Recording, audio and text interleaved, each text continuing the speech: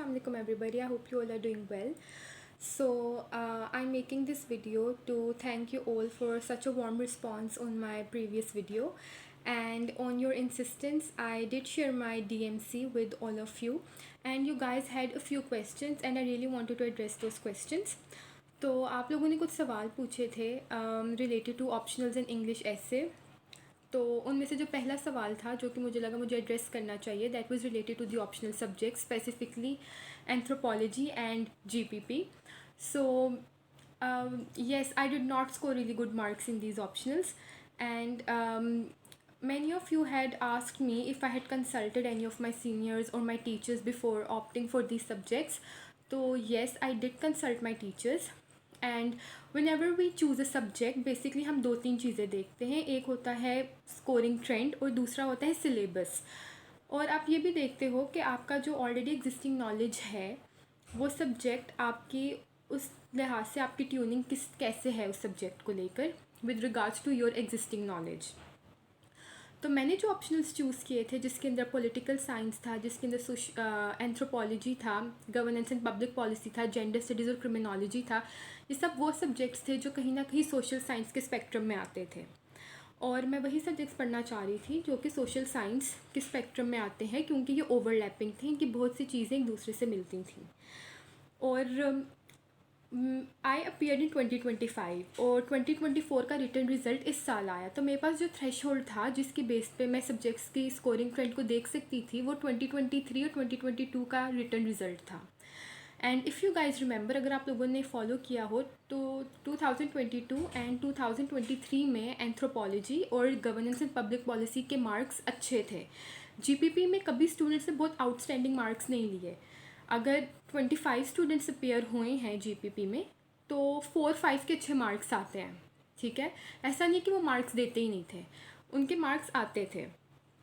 इसके अलावा एंथ्रोपोलॉजी में 90s तक 80s तक मैंने मार्क्स देखे थे. और जब मैंने इनका सिलेबस देखा तो आई वाज श्योर कि this is something I can do. And if you ask me, मेरी तैयारी बहुत अच्छी थी इन दोनों ऑप्शनल्स को लेकर. मैंने अराउंड 3 से 4 मॉक्स दिए थे इन दोनों सब्जेक्ट्स के, और मैं इनिशियली इनके मॉक्स में 60 स्कोर करती थी, लेकिन जब मेरे लास्ट मॉक्स मैंने देना स्टार्ट किए तो उनमें मेरे 70+ स्कोर आ रहा था. जीपीपी और एंथ्रोपोलॉजी का पेपर बहुत मुश्किल था. मुश्किल इन टर्म्स कि वो बहुत नॉन कन्वेंशनल एग्ज़ाम था, जीपीपी का भी और एंथ्रोपोलॉजी का भी. जीपीपी का जो क्वेश्चन पेपर था वो देख के आपको डायरेक्ट समझ नहीं आती कि वो पेपर एग्जामिनर आपसे पूछ क्या रहा है, लेकिन जब आप थोड़ा टाइम दो तो आपको समझ आ जाती है. ठीक है, तो मेरा वो पेपर मुश्किल था और मेरा वो पेपर बस ठीक गया था, लेकिन I wasn't expecting 39-35. I am not sure, मेरे जहन से निकल गया मेरे कितने उसमें. माई DMC is on my channel, you guys can see it. मैं इधर भी शेयर कर देती हूँ if I can on my screen so that you can see. 30s में ही है, less than 40. सो मैं उतने एक्सपेक्ट नहीं कर रही थी टू बी ऑनेस्ट. मैं 50s में कर रही थी कि ओके शायद इतना अच्छा नहीं हुआ, बट इतने कम टू बी ऑनेस्ट मैं एक्सपेक्ट नहीं कर रही थी, क्योंकि मेरी प्रेपरेशन उस सब्जेक्ट की ठीक थी. When you talk about anthropology, तो एंथ्रोपोलॉजी का पेपर जो था मैं अपनी तरफ से बहुत अच्छा करके आई थी, क्योंकि एंथ्रोपोलॉजी का पेपर जो था वो आपसे बहुत सेम एज़ जीपीपी, बहुत एनालिटिकल था और मेरे पास बहुत एग्जांपल्स थी. तो आई थॉट कि मैं बहुत अच्छा करके आई हूँ. तो like I did not imagine in my wildest dreams कि मेरा एंथ्रोपोलॉजी का पेपर फेल हो जाएगा. मैं मान सकती हूँ पेपर इतना अच्छा नहीं होगा, लेकिन I can not reason with the fact कि मुझे 29 मिल गए उसमें. You know, it's a little hard to digest, but yeah that's the reality. लेकिन ऐसा नहीं है कि मेरी प्रेपरेशन नहीं थी इन दोनों सब्जेक्ट्स की. इन दोनों सब्जेक्ट्स के लिए मैंने 2016, क्योंकि 2016 में CSS का सिलेबस रिवाइज़ हुआ था, बहुत से सब्जेक्ट्स इंक्लूड हुए थे, बहुत से एक्सक्लूड हुए थे.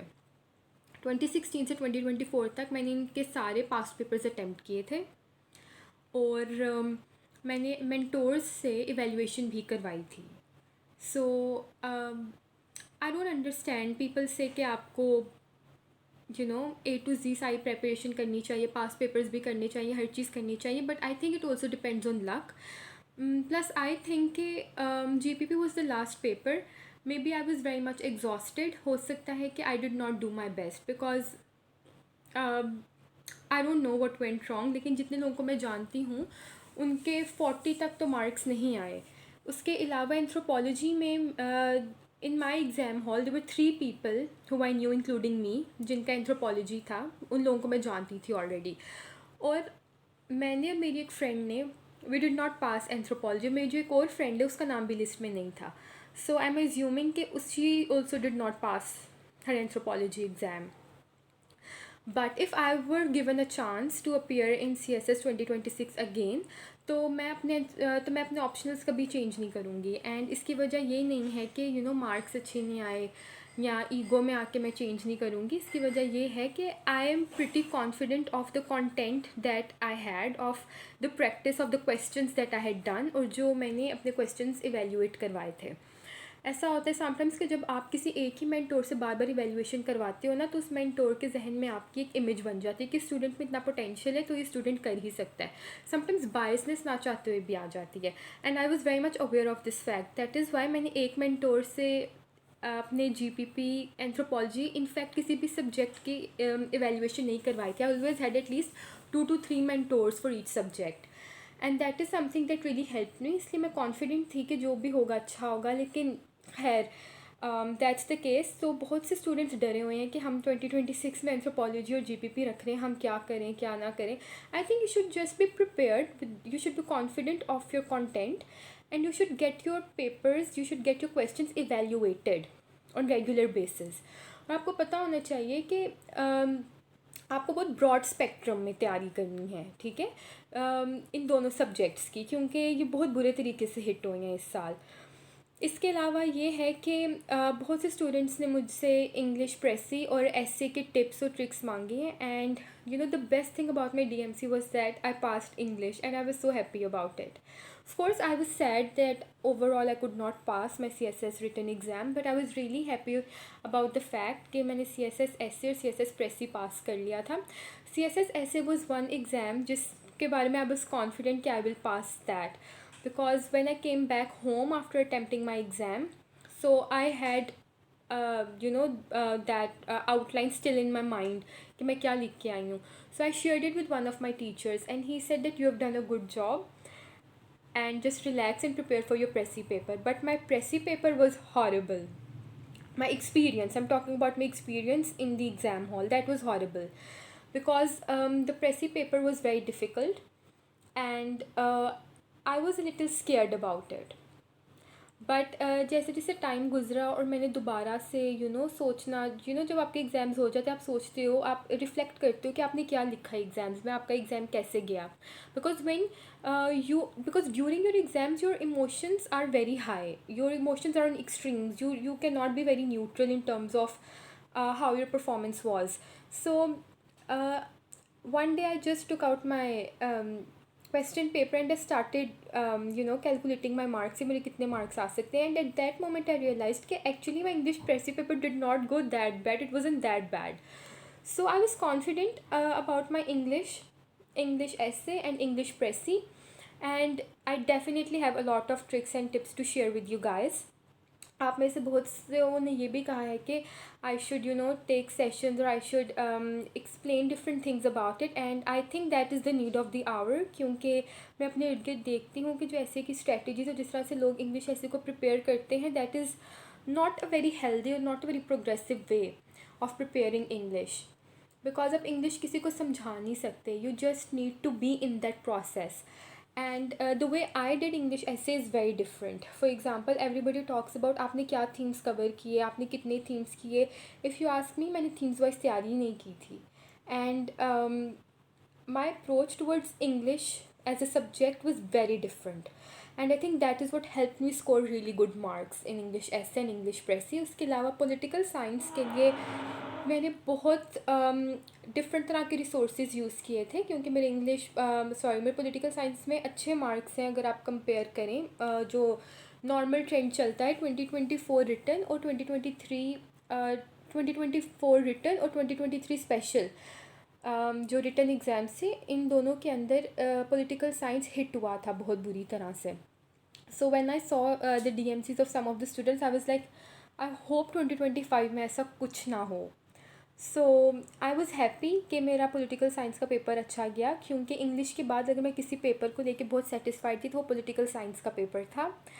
एंड पॉलिटिकल साइंस में क्योंकि मेरा बैकग्राउंड भी है तो I already knew a lot of resources जिनसे मैं तैयारी कर सकती थी, but when I was preparing for CSS I chose different resources to prepare from. और बहुत डिफरेंट स्ट्रेटजीज़ मैंने यूज़ की थी पॉलिटिकल साइंस के पेपर में, जिसने मुझे बहुत मदद की। उसके अलावा क्रिमिनोलॉजी एंड जेंडर स्टडीज़, ये दो ऐसे सब्जेक्ट्स हैं जो कि दोबारा हिट हुए थे 2024 रिटन में और 2023 स्पेशल में भी, क्योंकि मैंने जेंडर में इतने अच्छे मार्क्स नहीं देखे थे। और क्रिमिनोलॉजी जो है, क्रिमिनोलॉजी 2023 में भी हिट हुआ था, शायद 2022 में भी 50 से ज़्यादा मार्क्स नहीं आते थे। In fact criminology is one of दो सब्जेक्ट्स जिस पे मैंने बिल्डअप की अपनी मेहनत, मुझे बहुत ज़्यादा एफर्ट करनी पड़ी उस सब्जेक्ट को, उस सब्जेक्ट में मार्क्स फेच करने के लिए। सो आप में से काफ़ियों ने ये भी कहा है कि I should start giving lectures about gender studies and criminology, and I'm literally willing to do so. So I was thinking that what if I make an Instagram page, or वहाँ I should start answering your questions, क्योंकि Instagram पे होता है it's a quick response to the audience. YouTube is there for my lectures and for explaining things in detail, but when it comes to strategies and tips and tricks, I think Instagram is more viable that way. So I would like to know your comments and your feedback in that regard. What do you guys think about it? So that एक audience build हो जाती है। सो मेरे लिए भी एक अच्छी चीज़ होगी कि मैं, क्योंकि मेरे लिए like CSS, when I started doing CSS, what students do, अखबार पढ़ने लग जाते हैं, रिसर्च पेपर्स पढ़ने लग जाते हैं। इससे पहले उन्हें कभी ये चीज़ें नहीं की होती। Me being a student of political science or social science, I've always been like that. I've always been intrigued by um, research papers. In fact, I also have a few published research papers.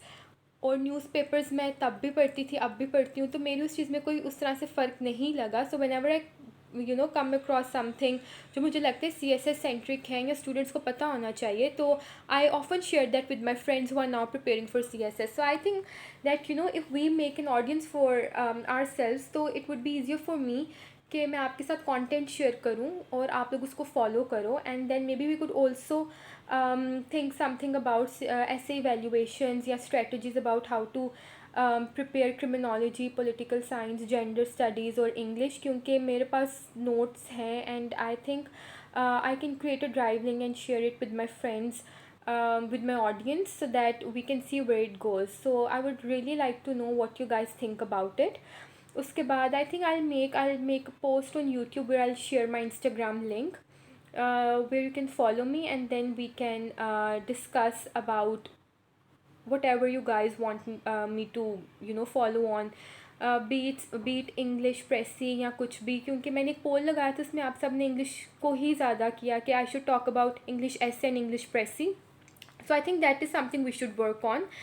And thank you so much for your support on the last video. Of course, when you do not get what you think of or what you dream of, so you are in grief, and that was my stage last week.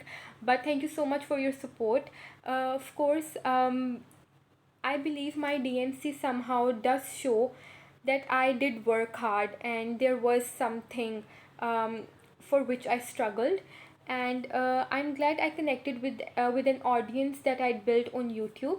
So I would really like to take this connection a step forward, so that we can have a healthy mentorship program for CSS students who will be appearing for 2026.